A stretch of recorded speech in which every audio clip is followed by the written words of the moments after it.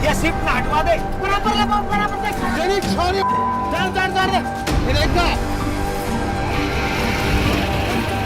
कैसे आते थे गऊ तक सर, जब जो आपका पहला इंसिडेंट था? कि मतलब ऐसा कोई सोच भी नहीं सकता था कि गायों को भी उठा करके और काटा जा रहा है। सबसे खतरनाक एक्सपीरियंस की आपको भी अंदाजा नहीं था कि उस ट्रक में या उस गाड़ी में किसी में इतने गौवंश हो सकते हैं? देखो खतरनाक तो ना लाइफ में कई बार और एक से बढ़कर एक हमारे साथ हुआ है वारदात। और आपने किसी एक गऊ तक सर को पकड़ लिया, वो गाड़ी भर के जा रहा है, उसके बाद क्या होता है? हमने 99% जिस एरिया में होते वहाँ जा करके वहाँ की पुलिस को सूचित करते हैं। तो जो हरियाणा का मेवात है वहाँ हजारों गौवंश कट रही है, और जबकि हरियाणा में इस समय बीजेपी की सरकार है, जिसको लोग बोलते हैं कि हिंदुओं की सरकार है। देखो कहीं भी तस्करी हो रही है ना, सबसे पहले उस स्टेट की सरकार है जो वो जिम्मेदार है। तो आप लोगों को बोलते हैं कि जो गौ रक्षक हैं कि ये बीजेपी सरकार के लोग हैं। तो मोदी जी ने भी बोला था कि गौरक्षक गुंडे हैं।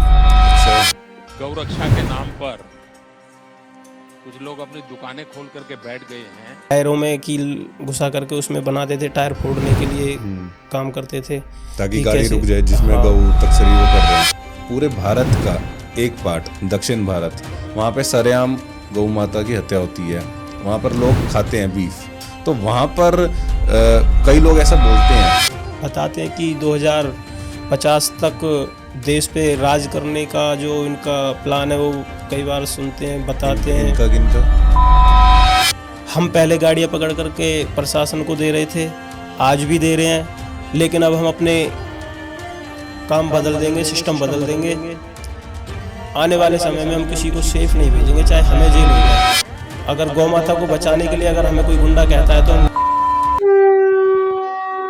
आज के पॉडकास्ट में हम बात करने वाले हैं एक ऐसी सच्चाई के बारे में जो अक्सर या तो दबा दी जाती है या सिर्फ कुछ नारों तक सिमट जाती है।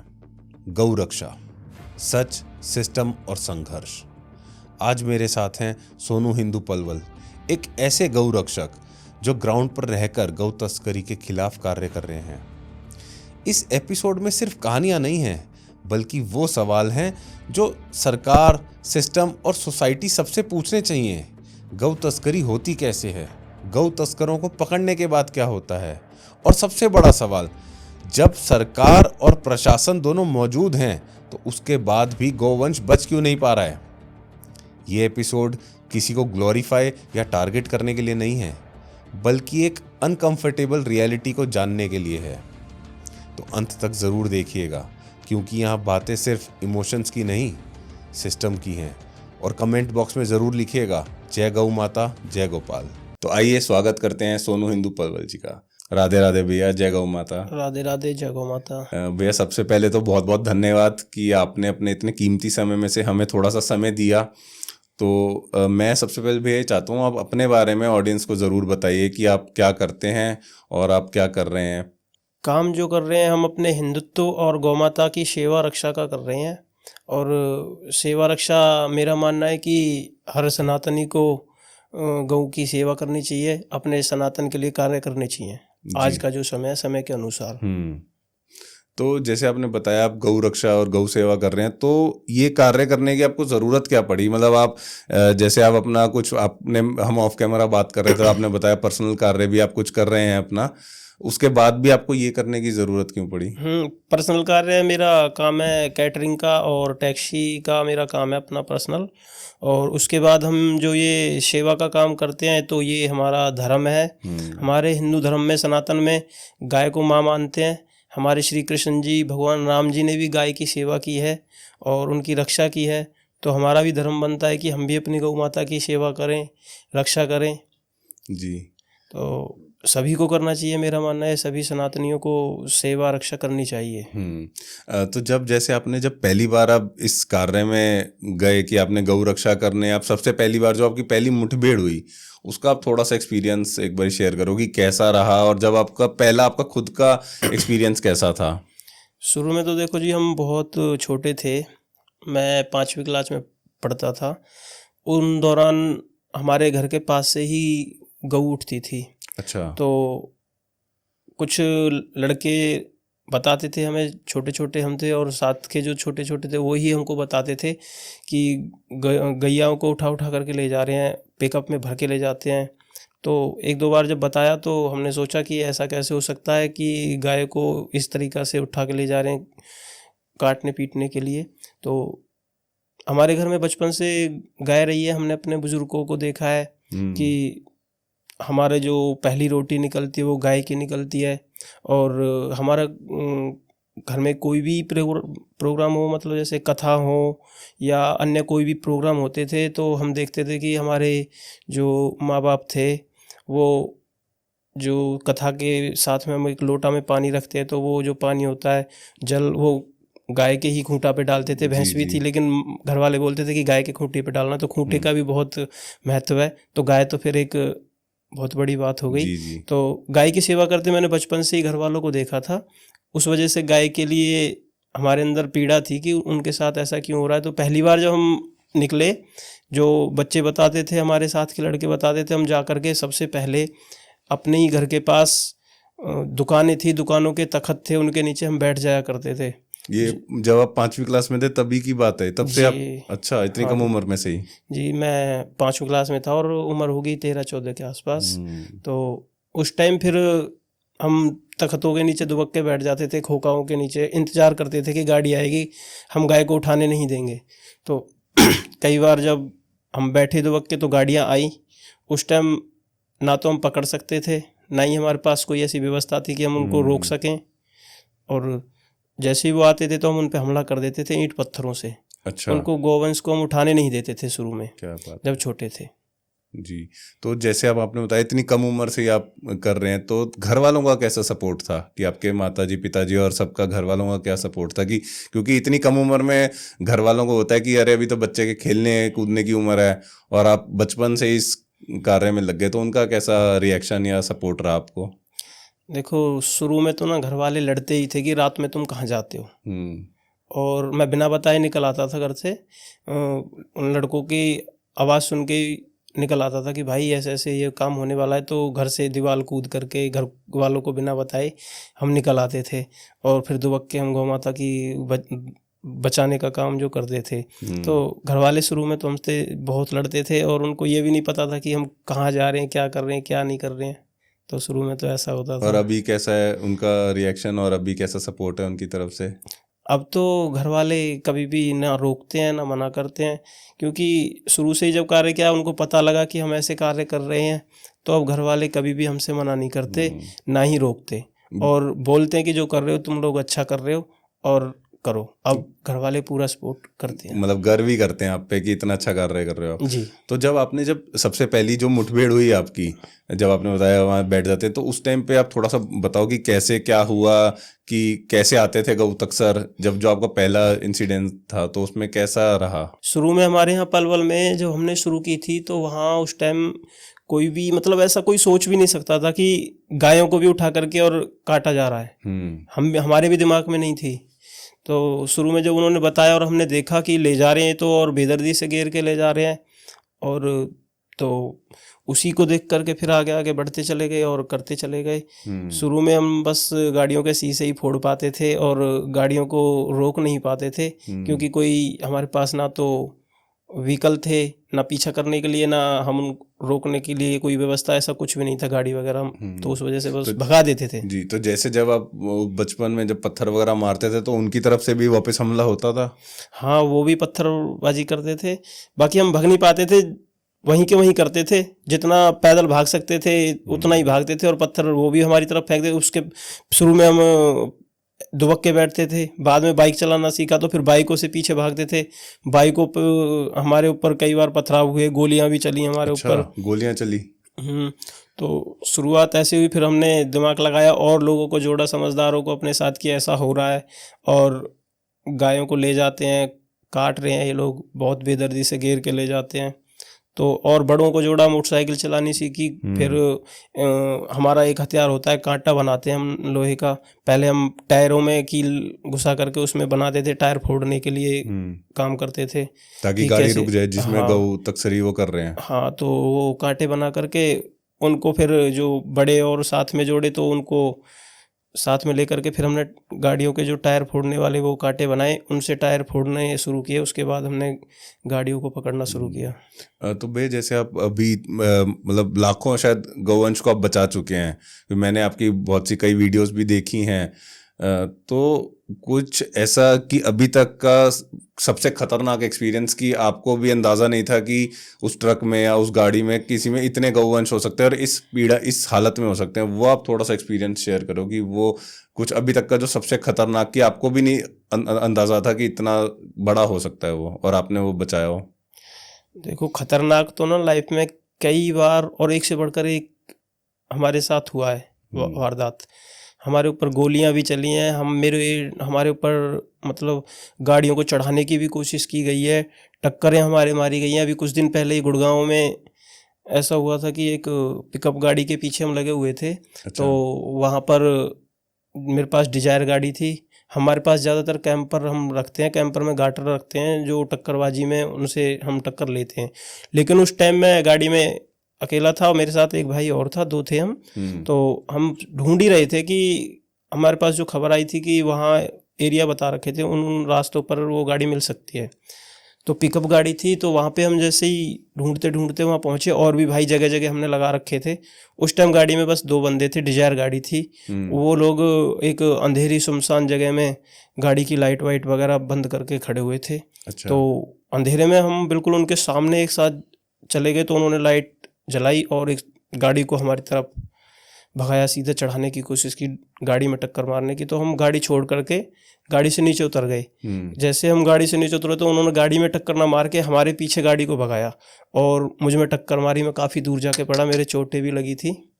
तो ऐसे और भी कई वारदातें हुई हैं हमारे बॉम्बे हाईवे पे। कई बार हम जाते हैं बॉम्बे हाईवे पे, खबर आजकल जो तस्करी हो रही है बॉम्बे हाईवे बहुत ज़्यादा हो रही है, जो नया एक्सप्रेसवे है। हाँ, बॉम्बे एक्सप्रेसवे जो ना दिल्ली बॉम्बे एक्सप्रेस, दिल्ली मुंबई वडोदरा एक्सप्रेसवे। हाँ, तो इधर से राजस्थान के दौसा जयपुर की तरफ से बहुत सारी गाड़ियाँ मेवात की तरफ दिल्ली बॉम्बे हाईवे से ही आती हैं। तो वहाँ पे आए दिन हमारे साथ ऐसी ही मुठभेड़ होती रहती हैं। कई बार टक्कर मारने की कोशिश की जाती है, हमारे गोलियाँ इतनी चलती हैं कि बहुत बचना मुश्किल होता है। फिर भी लगे रहते हैं सारे भाई मिल कर के, आगे पीछे कोई जाम लगाता है, कोई टायरों को पंचर करने की कोशिश करते हैं कांटों से। और खासकर हम जहाँ भी रहते हैं ज़्यादातर हम पहले पुलिस को भी सूचना करते हैं कि भाई इस रूट से ये गाड़ी आने वाली है। तो कहीं कहीं पुलिस का साथ मिलता भी है, कहीं पुलिस का साथ नहीं भी मिलता है, ऐसा भी हमारे साथ होता है। बाकी हम डटे रहते हैं, हमें जो सूचना मिलती है और जो गाड़ी दिखती है कि ये आने वाली है, हम उसका लास्ट तक इंतज़ार करते हैं और आती है तो पकड़ते हैं। जी, बहुत ही बढ़िया कार्य कर रहे हैं भैया आप। तो जैसे अभी आपने बताया ना कि मुंबई एक्सप्रेसवे से अभी ज़्यादा गोवंश मतलब वहाँ से उठा रहे हैं वो लोग, और मेवात से भी गाड़ियाँ आती हैं। आपने मेवात का नाम लिया, तो जो हरियाणा का मेवात है वहाँ हज़ारों गोवंश कट रही है, और जबकि हरियाणा में इस समय बीजेपी की सरकार है जिसको लोग बोलते हैं कि हिंदुओं की सरकार है। तो उसका जिम्मेदार कौन है कि हरियाणा में इतना गोवंश कट रहा है, हरियाणा के मेवात में, और वहाँ से गौ तस्करी सबसे ज़्यादा हो रही है शायद, जितना मैंने सुना है, मुझे उतना। तो ऐसा क्यों है, उसका जिम्मेदार कौन है भैया?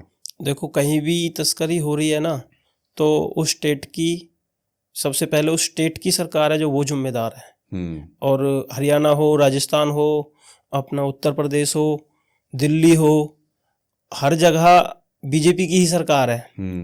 एक तरफ तो बीजेपी के हमारे मोदी जी ही गौवंश को पालते हैं, उनको गुड़ खिलाते हैं, रोटी खिलाते हैं, गोभक्त बनकर दिखाते हैं।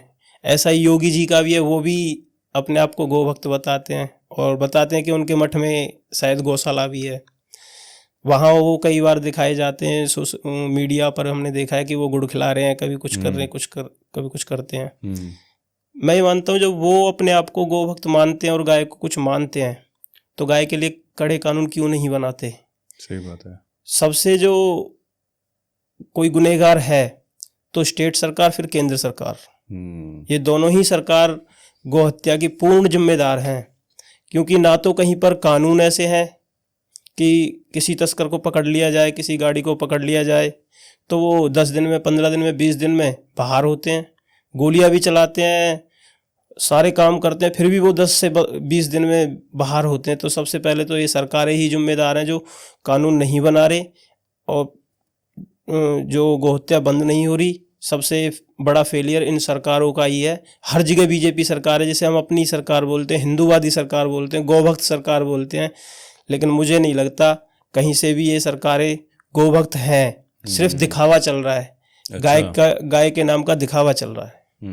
तो ऐसा तो कई लोग ऐसा भी बोलते हैं कि जैसे मैंने बोला कि बीजेपी सरकार को कि हिंदुओं की सरकार है और आप लोग गौ माता के गौ रक्षा कर रहे हैं, हिंदुओं मतलब इतना आगे बढ़ा रहे हैं सब चीज़ें, तो आप लोगों को बोलते हैं कि जो गौ रक्षक हैं कि ये बीजेपी सरकार के लोग हैं। तो उस पर आप क्या कहना चाहेंगे? देखिए, वो लोग कुछ भी बोले, वो राजनीतिक हैं, लेकिन हमारे लिए कोई भी नेता हो या कोई भी पार्टी हो, हमें सिर्फ उसके साथ ही हैं जो गाय के लिए काम करेगा, जो सनातन के लिए काम करेगा, हम उसके साथ ही हैं।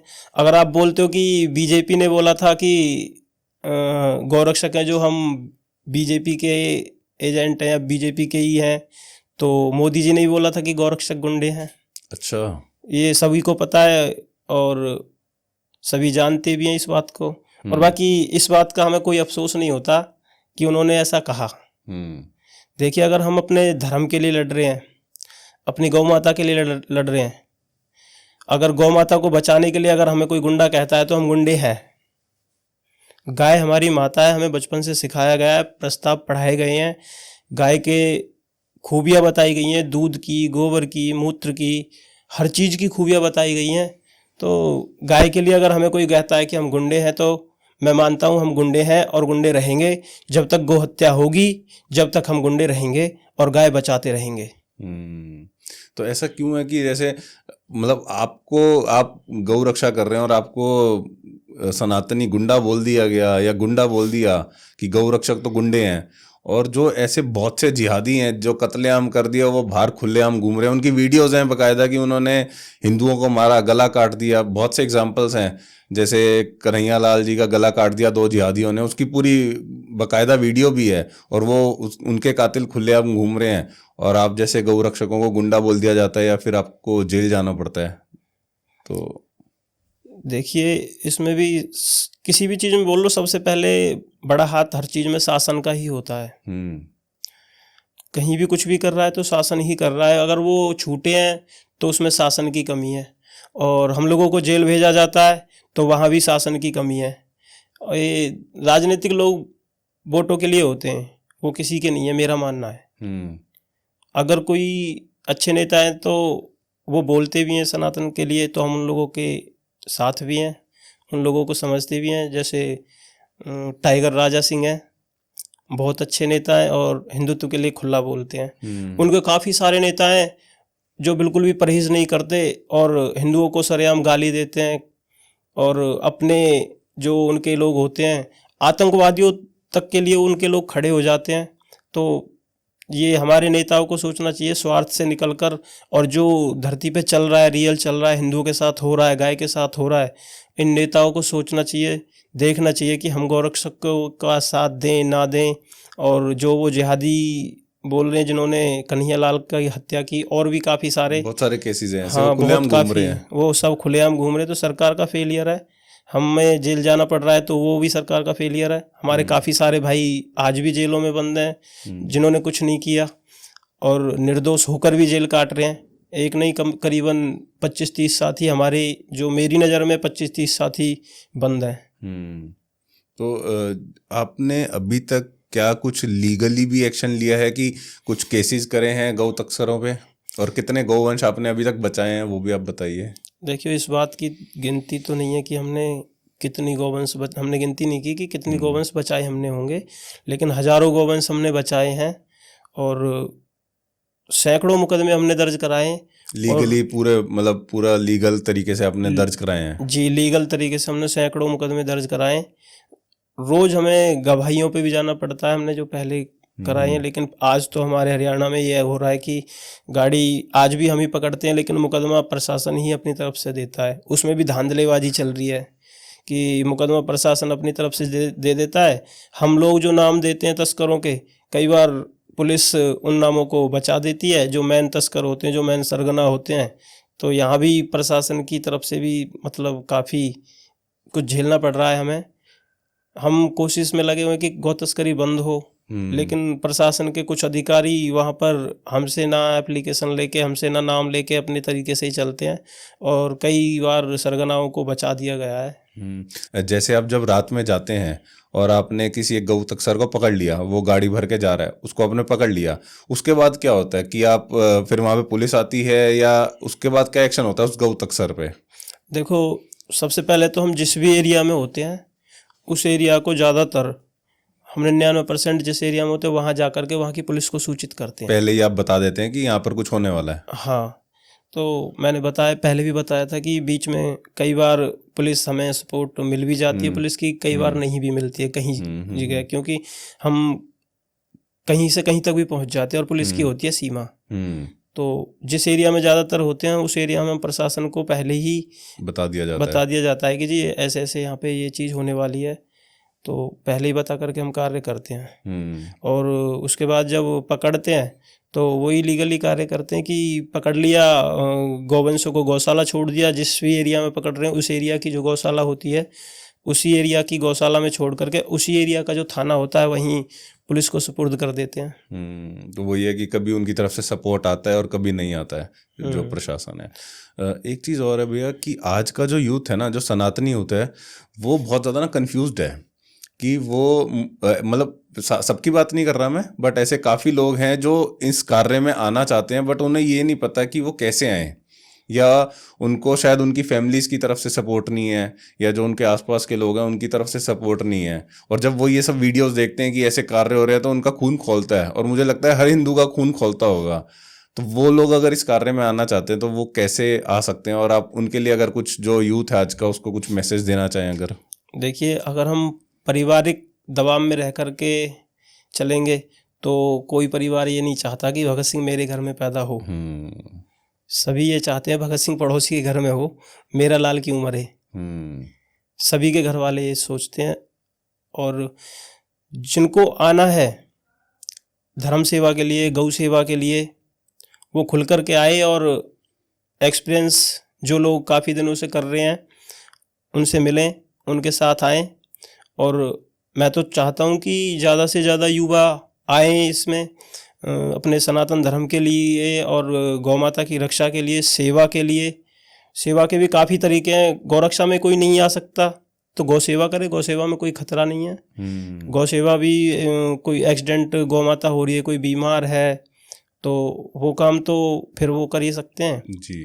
बाकी जब हम शुरू में निकलते हैं ना, जो मेरा एक्सपीरियंस है, जो मेरे परिवार का रहा है, मैं उससे बता रहा हूँ कि शुरू में तो घर वाले रोकते हैं, लेकिन घर वालों को जब ये दिख जाता है ना कि हम लोग गलत कार्य नहीं कर रहे, हम जो कर रहे हैं वो अच्छा कर रहे हैं, ठीक कर रहे हैं, तो कहीं ना कहीं फिर घर वाले भी सपोर्ट करने लगते हैं। तो जिनको आना है बिल्कुल आएँ, स्वागत है और आना भी चाहिए। अपने धर्म और गौ माता के लिए सभी युवाओं को आना चाहिए। और आने से पहले जो पुराने लोग हैं उनके साथ चलें, उनसे मिलकर चलें, उनसे राय लेकर के चलें, जिनको एक्सपीरियंस है, आप जैसे जो व्यक्ति हैं। हाँ, साथ चलें और देखें कि भाई किस तरीक़ा से क्या होता है, क्योंकि हमें हर कार्य कानून के दायरे में रहकर करना पड़ता है। अगर हम कानून से बाहर जाएंगे तो हमारे ऊपर कार्रवाई होने में ज़्यादा समय नहीं लगता, उनके ऊपर कार्रवाई हो ना हो, लेकिन हम लोगों के ऊपर कार्रवाई बहुत जल्दी होती है। अभी कुछ दिन पहले यहाँ अपने वृंदावन में एक कार्य हुआ था, यहाँ जो गौरक्षकों ने धरना प्रदर्शन किया था किसी गौवंशों के ऊपर, जब आई थिंक वहाँ सड़कों पर गौ माता सब कटी हुई थी। हाँ, तो वहाँ पे धरना प्रदर्शन हुआ था। हाँ जी। तो वहाँ पे भी काफ़ी हमारे भाई फंस गए थे, जबकि वो कुछ गलत नहीं कर रहे थे, गौ माता के लिए तो आए थे। और उन्होंने इतना ही कहा था कि इस विषय की जांच हो, जो गलत है उसे गलत ठहराया जाए, जो सही है उसे सही किया जाए। तो वहाँ पे अवशेष देखे गौ माता की हड्डियाँ, ब्रजभूमि, और ब्रजभूमि क्या, ये तो वृंदावन हो गया। सही बात है। वृंदावन जैसी धरती पर, वृंदावन जैसी भूमि पर जब ऐसे कृत्य हो रहे हैं तो सभी का खून खौलता है। और जैसे आपने अभी बात करी गौ सेवा की, कि जो लोग गौ रक्षा नहीं कर पा रहे हो गौ सेवा करें, तो आप भी कुछ गौ सेवा के लिए कार्य कर रहे हैं? जी बिल्कुल, गौ सेवा में भी लगे हुए हैं हम। तो देखो, जो हमसे हो जाता है गौरक्षा के टाइम पे गौरक्षा करते हैं, और गौ सेवा के लिए काफ़ी सारे फ़ोन हमारे पास आते हैं। दिल्ली से आते हैं, फरीदाबाद से आते हैं, पलवल, यहाँ तक भी आते हैं, मथुरा, वृंदावन, आगरा तक, और भी आसपास के एरियाओं से। कहीं कोई गौ से गाय एक्सीडेंट हो जाए या बीमार दिखे, काफ़ी लोगों के फ़ोन हमारे पास आते हैं। उसके लिए हमारे वृंदावंशी गोपेश बाबा हैं, उन्होंने हमें एम्बुलेंस दिला रखी है, तो हम उस एम्बुलेंस से गौ सेवा भी करते हैं। एम्बुलेंस से घायल जो गौवंश होते हैं, बीमार होते हैं, उनको हॉस्पिटल पहुंचाते हैं। कईयों को हमने फरीदाबाद, बल्लोगढ़ में हमारा भाई शिवा है, वो उन्होंने गौ चिकित्सालय खोला हुआ है, तो हम खुद भी उपचार करते हैं वहाँ साथ मिल कर के। जो बीमार होती हैं सेवा के लिए, मतलब वहाँ हॉस्पिटल ले जाते हैं। उसके बाद फिर अब पलवल में हम भी एक उसमें लगे हुए हैं। हमने एक गौचरण भूमि पर गौशाला का निर्माण कार्य के लिए हम लगे हुए हैं। सरकार से निवेदन काफ़ी दिनों से कर रहे हैं, और काफ़ी चीज़ें हमारी मान भी ली हैं सरकार ने, तो जल्दी ही एक गौशाला का निर्माण करने हम पलवल में जा रहे हैं। बहुत ही सुंदर भैया। एक चीज़ और है, जब हम गौ रक्षा या गौ सेवा की बात करते हैं ना, तो पूरे भारत का एक पार्ट दक्षिण भारत, वहाँ पे सरेआम गौ माता की हत्या होती है। वहाँ पर लोग खाते हैं बीफ, गौ माता को काट के खाते हैं, और सरेआम कटती हैं वहाँ पर। तो वहाँ पर कई लोग ऐसा बोलते हैं कि गौ रक्षक वहाँ क्यों नहीं जा पा रहे, या वहाँ पर कुछ कार्य क्यों नहीं कर पा रहे, क्योंकि वहाँ खुलेआम कट रही हैं और खुलेआम दुकानों में बिक भी रही हैं। और ऐसा भी है कि इंडिया सबसे बड़ा एक्सपोर्टर भी है बीफ का, उस पर क्यों नहीं रुकाव हो पा रहा? देखिए, मैंने पहले भी बोला था, सबसे बड़ा फेलियर सरकार का होता है, क्योंकि सारा कुछ सरकार के हाथ में है। सरकार चाहे तो क्या नहीं हो सकता। जब मोदी जी खड़े खड़े ये कह सकते हैं कि नोट बंद हो गए तो हो गई, और लॉकडाउन हो गया तो हो गया, तो गौ हत्या बंद क्यों नहीं हो सकती? सबसे बड़ा फेलियर हमारे गौभक्त प्रधानमंत्री जी का ही है, उसके बाद जो स्टेट सरकार है उनका है, और कोई भी गौभक्त जो है, जो काम कर रहे हैं, कोई भी ना, मेरी नज़र में तो ऐसा है नहीं कि जो अपने घर से सक्षम हो, परिपूर्ण हो कि पूरे भारत को देख ले। ना ही हमारे पास कोई ऐसी पावर है कि हम पूरे भारत में चले जाएं, लेकिन हर जगह टीमें हैं, जिससे जितना होता है उतना करते हैं। लेकिन सबसे बड़ी बात है कि सरकारें साथ नहीं है। अगर सरकारें चाहें तो हम लोगों को रोड पे आने की ज़रूरत नहीं है। सरकार के बाद प्रशासन भी चाहे तो भी गौ हत्या नहीं हो सकती, कहीं भी किसी के भी धर्म की हानि नहीं हो सकती, अगर प्रशासन भी चाहे तो। फेलियर है जो देश में सबसे बड़ा शासन का है, उसके बाद प्रशासन का है। वहाँ के शासन और प्रशासन को देखना चाहिए, जब हम किसी के धर्म को ठेस नहीं पहुँचा रहे तो वहाँ पे हमारी गौ माता की हत्या क्यों हो रही है, हमारे धर्म को बार बार क्यों आहत किया जा रहा है। तो हर सरकार को ये सोचना चाहिए, देखना चाहिए। अगर एक हिंदू कोई किसी भी मजहब या धर्म, किसी भी पंथ के बारे में कुछ बोल दे तो बहुत बड़े बड़े आंदोलन हो जाते हैं बहुत जल्दी ही। तो यहाँ देखो कितनी बड़ी विडंबना है। एक तरफ तो हम हिंदुस्तान में रह करके गाय को माता बोलते हैं, हिंदुओं का सबसे बड़ा देश बस भारत ही है, और भारत में कहीं खुलेआम गौ हत्या हो रही है, तो कहीं चोरी छुपे हो रही है, कहीं गाय बचाने पर अटैक हो रहे हैं। तो सबसे बड़ा फेलियर मोदी जी का और जो सरकार है उसी का ही है। तो लेकिन दक्षिण भारत में भी गौ रक्षक काम करते हैं, वहाँ पर भी कर रहे हैं कुछ कार्य ऐसे हैं आपकी नज़र में कि कुछ ऐसी टीम्स हैं वहाँ पर भी जो कार्य करने की कोशिश कर रही हैं? कोशिश में लगे हुए हैं, कर रहे हैं लोग, टीमें हैं उधर भी, लेकिन कुछ एरिया ऐसे हैं कि जहाँ घुस ही नहीं सकते हम लोग। सपोर्ट ही नहीं है बिल्कुल प्रशासन, बिना प्रशासन के हम लोग जा ही नहीं सकते हैं। मेवात का इलाका ऐसा है जिसमें बिना प्रशासन के नहीं जा सकते। वो भी इलाके ऐसे ही हैं कि जहाँ बिना प्रशासन के नहीं जा सकते। तो ऐसा क्यों है? जैसे आपने मेवात का नाम लिया कि वहाँ बिना प्रशासन के नहीं जा सकते, मतलब ऐसा क्या है वहाँ पर? वहाँ पर ये है कि हम लोग कई बार पीछे चले जाते हैं गाड़ियों के। तो कई बार अभी कुछ दिन पहले ही हमारे ऊपर मेवात में, इनको सबसे बड़ी दिक्कत ये है कि जो इनके अपराधी भी होते हैं ना, वहाँ के लोग उन अपराधियों का भी साथ देते हैं। अगर आप वहाँ घुस गए तो आपको घुसते ही वहाँ पर बिना प्रशासन के तो ये लगा लो शायद मार दिया ही जाए। जान से मार दिया जाए? बिल्कुल मार देंगे, क्योंकि मतलब मेवात एक भारत का ही हिस्सा है, उसके बाद भी एक हिंदू मेवात में नहीं जा सकता, एक जो गौ रक्षक है। हाँ, हम किसी भी गाड़ी के पीछे मेवात में अगर चले गए तो मार दिए जाएंगे, इसमें कोई शक वाली बात नहीं है। बच के आना बहुत ही मुश्किल रहेगा, अपना कुछ ना कुछ नुकसान ही कर करके हम वहाँ से वापस आएंगे। हम लोग तो एक आम ही हैं, आम इंसान हैं हम लोग। वहाँ प्रशासन है, जो प्रशासन की भी ऐसी हिम्मत नहीं होती कि किसी भी मेवात के एक गांव में 2 पुलिस वाले घुस जाएं, किसी को उठाने चले जाएं।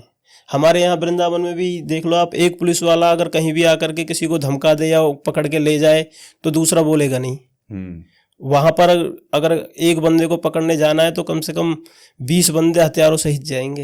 अच्छा। ऐसा हाल है। कितनी बार वहाँ पुलिस पिटी है, कितनी बार, कई बार वीडियो वायरल होती हैं, खबरें आती हैं, और हम खुद कई बार देख चुके हैं अपनी आंखों से। तो पुलिस भी वहाँ पर बिना हथियार के और 1-2 बंदे नहीं जा सकते किसी गांव में। मतलब वो पुलिस को भी कुछ नहीं समझ रहे वो लोग। हाँ जी।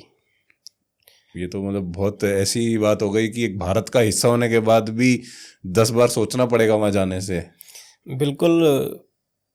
कुछ दिन पहले नूह में जो यात्रा हुई थी उसे ब्रजमंडल यात्रा का नाम देते हैं, और ब्रजमंडल का इसलिए नाम देते हैं कि वहाँ तक भी ब्रज फैला हुआ है, मेवात के क्षेत्र तक भी। कई बार ये भी सोच करके दुख होता है, आंखों से आंसू निकल आते हैं कि जिस ब्रज में भगवान कृष्ण किसी टाइम पर गाय चराया करते थे, जहाँ गाय के दूध की नदियाँ बहती थी, आज वहाँ रक्त की नदियाँ बह रही हैं। तो ये सब देखते हैं हम तो दिल पे जो गुजरती है वो बस किसी को अपनी पीड़ा कह नहीं सकते। शायद उस चीज़ को शब्दों में बताना बहुत मुश्किल है। बिल्कुल देखा नहीं जाता वहाँ का जो हाल है कि कहाँ कृष्ण भगवान वहाँ गाय चराते थे, दूध की नदियाँ बहती थी, और आज उसी गाय का वहाँ जिसे हम माँ कहते हैं उसका रक्त बह रहा है। तो बहुत दुख होता है ये देख कर भी। आपकी तरफ से सरकार के लिए कुछ अगर आप मैसेज देना चाहते हैं तो क्या मैसेज होगा सरकार के लिए? आप सरकार को अगर कुछ कहना चाहते हैं तो? सरकार को यही कहना चाहूँगा मैं कि बहुत सह रहे हैं हम, अब मतलब हमारे हद से बाहर होता जा रहा है। हमारे साधु संतों पर हमला हो रहे हैं जो गाय के लिए आवाज़ उठा रहे हैं, सनातन के लिए आवाज़ उठा रहे हैं। अभी सुनने में आ रहा था कि शंकराचार्य जी, अभी मुक्तेश्वरानंद जो जोशी मठ के पीठाधीश्वर हैं, तो उनके ऊपर भी बीजेपी सरकार ने ही उनके साथ लाठीचार्ज किया अभी कल परसों ही प्रयागराज माघ मेला में। हाँ, तो ये भी बहुत दुख के विषय हैं जब एक शंकराचार्य जैसी शक्तिशाली आदमी पर, जिन्हें हम भगवान का दर्जा देते हैं, उनके साथ ऐसे अत्याचार हो रहे हैं तो हम लोग कहाँ हैं? हम तो एक आम ही हैं। तो सरकार को जो मैसेज है यही है कि या तो आप जो हिंदूवादी सरकार का जो आप धब्बा लेकर घूम रहे हो और बोलते हो कि हम हिंदूवादी हैं, तो हिंदुओं के लिए कुछ करके दिखाओ, गाय के लिए कुछ करके दिखाओ, तो अपने आप को हिंदूवादी बोलना, वरना तुम लोग हिंदूवादी नहीं हो सकते, ना ही तुम गौ भक्त हो। अगर गौ हत्या हो रही है तो तुम गौ भक्त नहीं हो, ये दिखावा बंद करो। आने वाले समय में बहुत कुछ बदलने वाला है, या तो जाग जाओ, गौ हत्या के लिए कानून बनाओ कड़े से कड़े, सनातन पर जो अत्याचार हो रहे हैं उनको रोका जाए, उन पर ध्यान दे सरकार, वरना आने वाला समय इस हिंदूवादी सरकार को भी भुगतना पड़ सकता है। आपकी टीम ना लव जिहाद और धर्मांतर के लिए भी कार्य करती है, उसके बारे में आप बताइए। सारे ही विषय एक जैसे हैं, जो षड्यंत्र इनके चल रहे हैं, बताते हैं कि 2050 तक देश पे राज करने का जो इनका प्लान है, वो कई बार सुनते हैं, बताते हैं। इनका किनका? मुस्लिमों का। ये चाहते हैं कि ये इस्लामिक कंट्री बनाना चाहते हैं, वो अपना शरिया लागू करना चाहते हैं। तो वो जिस अपने उस पर चल रहे हैं, उस हिसाब से फिर हमें भी जागरूक होने की ज़रूरत है। जो लव जिहाद वाला मैटर है वो जो 2050 तक का इनका प्लान है वो ये है कि हिंदुओं की बहन बेटियों को ज़्यादा से ज़्यादा अपने तरफ लाया जाए, अपनी जनसंख्या बढ़ाई जाए। तो वो अपने प्लान में लगे हुए हैं, लेकिन हमारे हिंदू सोए हुए हैं, उनको कोई फ़र्क ही नहीं पड़ता। फ़र्क उनको दिखता है जो मेवात में रह रहे हैं या कहीं किसी मुस्लिम क्षेत्र में रह रहे हैं। मैंने ये भी देखा है कि हमारे आसपास 100 घर हिंदुओं के हैं तो एक मुस्लिम परिवार आराम से रह सकता है, लेकिन 10 मुस्लिम परिवारों के बीच में 2 हिंदू परिवार आराम से नहीं रह सकते। सही बात है। मेवात के अंदर काफ़ी गांव ऐसे हैं जो पहले हिंदुओं के थे, लेकिन आज वहाँ पर एक भी हिंदू नहीं है। 100 से ऊपर गाँव की लिस्ट ऐसी आई है मेवात की ही कि जो हिंदुओं के ही थे, लेकिन आज एक भी हिंदू नहीं है। हिंदू घटते जा रहे हैं, छोड़ छोड़ कर भागते जा रहे हैं। गांव को छोड़ करके शहर में आ गए, शहर में बढ़ रहे हैं, शहर से छोड़कर फिर और कहीं जाओगे, कहाँ तक भागोगे? उससे अच्छा है कि जाग जाओ और अपने धर्म के लिए कार्य करो। तो सबसे बड़ी यही है कि मैं हिंदुओं को भी ये बोलूँगा कि आप खड़े हो जाओ। लव जिहाद वाले जो मैटर हैं, हमारी जो बहन बेटियां हैं उनको सोचना चाहिए कि रोज़ वीडियो आती हैं, रोज़ मीडिया पर दिखाया जा रहा है कि किसी को 52 टुकड़े कर दिए, किसी के 36 टुकड़े कर दिए, किसी के साथ कुछ हो गया, किसी के साथ कुछ हो गया। तो देखो, हम जो कर रहे हैं, हमको जो पता लग जाता है, जितना पता लगता है हम उस पर ही कार्य कर पाते हैं। जिसका हमें पता ही नहीं लगता तो वो तो काम हो ही जाता है।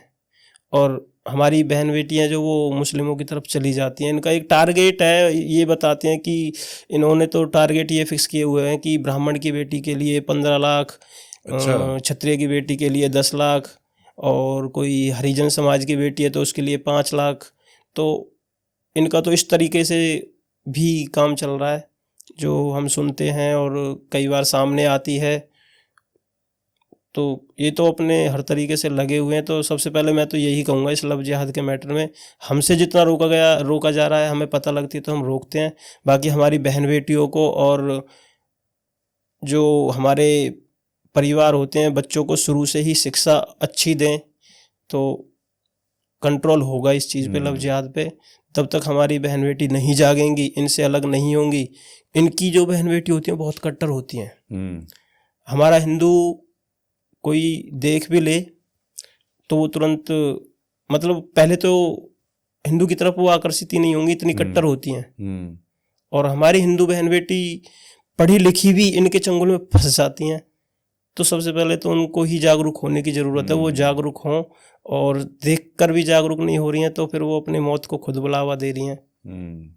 तो यही अपील करता हूँ मैं तो कि जो हिंदू बहन बेटियाँ हैं वो जागरूक हों। ये सब कुछ देख रहे हो आप, आगे से ये कदम ना उठाएं कोई भी, इनसे बचें, दूर रहें।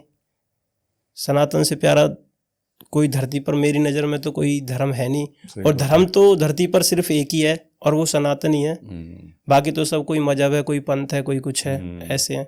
तो बहन बेटियों को जागरूक होने की बहुत ज़्यादा ज़रूरत है।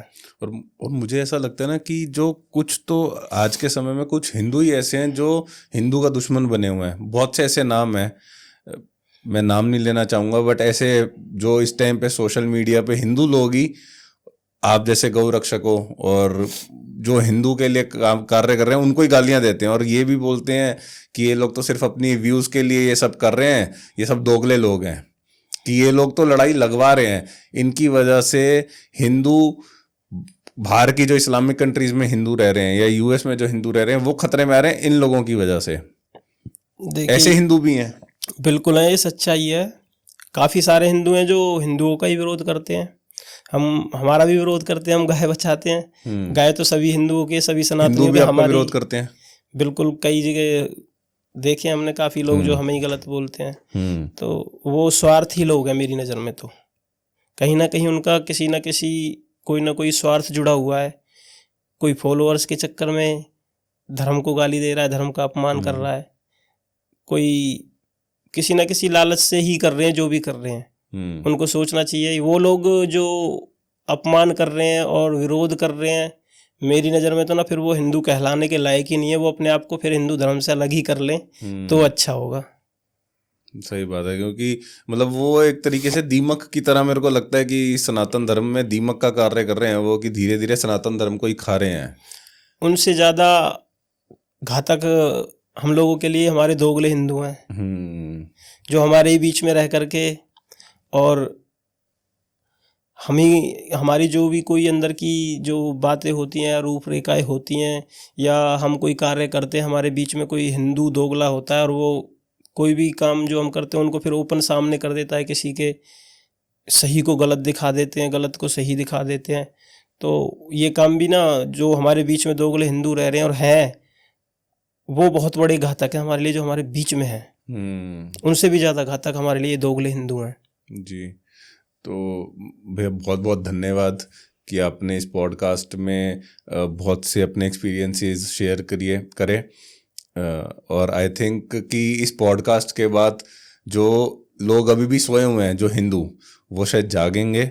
और इस पॉडकास्ट के अंत में मैं एक बार आपसे दोबारा प्रार्थना करना चाहता हूँ कि अगर आप एक आखिरी कुछ मैसेज देना चाहें इस यूथ को, इस सरकार को, तो प्लीज़ आप वो बताइए।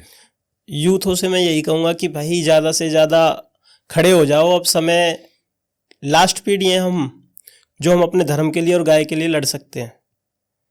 हमारी आने वाली पीढ़ियां हमें गाली ना दें। यूथ से तो मैं ये कहूँगा कि ऐसे कार्य करो जो आने वाली पीढ़ियां हमारी हमें गाली ना दे कि हम लोग क्या कर गए उनके लिए। तो ज़्यादा से ज़्यादा लोगों को खड़ा होना चाहिए और धर्म के कार्यों के लिए आगे आना चाहिए। पीढ़ी को अगर हिंदू ही देखना चाहते हो, सनातन ही देखना चाहते हो, सनातन में ही, तो भाई खड़े हो जाओ। ये समय लास्ट समय है, जागरूक हो जाओ। और सरकारों से भी मैं यही कहूँगा कि वोट का लालच छोड़ के, क्योंकि हिंदूवादी हम भी सुनते हैं कि हिंदूवादी सरकार है, हिंदूवादी सरकार है। हमसे भी सवाल खड़े हो जाते हैं कई बार कि आप ही की तो सरकार है। तो मैं कहता हूं कि अगर हमें ये सुनने को मिल रहा है ना, तो कुछ मोदी जी, योगी जी, आपसे उम्मीद है कि आप सनातन के लिए, गाय के लिए कुछ कर सकते हो। या तो आप तरीका से और ढंग से फिर खड़े हो जाओ, या फिर आप भी मना कर दो कि हम भी हिंदू नहीं है, दिखावा मत करो। यही बस कहूँगा मैं। ये तो भैया बात हो गई कि आपने जो मैसेज दिया यूथ को और सरकार को, और जो गौ तस्करी कर रहे हैं, गौ तस्कर, उनके लिए, उनको आप, अगर वो ये पॉडकास्ट देख रहे हैं, तो उनको आप क्या कहना चाहते हो? उनको मैं ये कहना चाहूँगा कि कई बार हमारे सामने बात आती है कि भाईचारा भाईचारा, तो क्या भाईचारा हम ही निभाएं? हमें बनाया हुआ है चारा, खुद वो लोग बन के रहते हैं भाई। अगर भाईचारा निभा रहे हो तो गाय की हत्या बंद कर दें, हिंदुओं पर अत्याचार बंद कर दें, तो यहाँ तुम्हारा भाईचारा रहेगा। वरना आने वाला समय तुम लोगों के लिए भी ठीक नहीं होगा। हम पहले गाड़ियाँ पकड़ करके प्रशासन को दे रहे थे, आज भी दे रहे हैं, लेकिन अब हम अपने काम बदल देंगे, सिस्टम बदल देंगे। आने वाले समय में हम किसी को सेफ नहीं भेजेंगे, चाहे हमें जेल हो जाए। हम हर किसी को, किसी का हाथ तोड़ेंगे, किसी का पैर तोड़ेंगे, किसी का सर फोड़ेंगे। अब मजबूरन हमें ये कदम उठाने पड़ेंगे। या तो ये लोग मान जाएं, समझ जाएं, या फिर तैयार रहें अब आगे अपने हाथ पैरों को तुड़वाने के लिए। बहुत बहुत धन्यवाद भैया, एक और बार इस पॉडकास्ट में आने के लिए आपका आभार। जय गौ माता, जय गोपाल। जय श्री राम, जय गौ माता, जय गोपाल।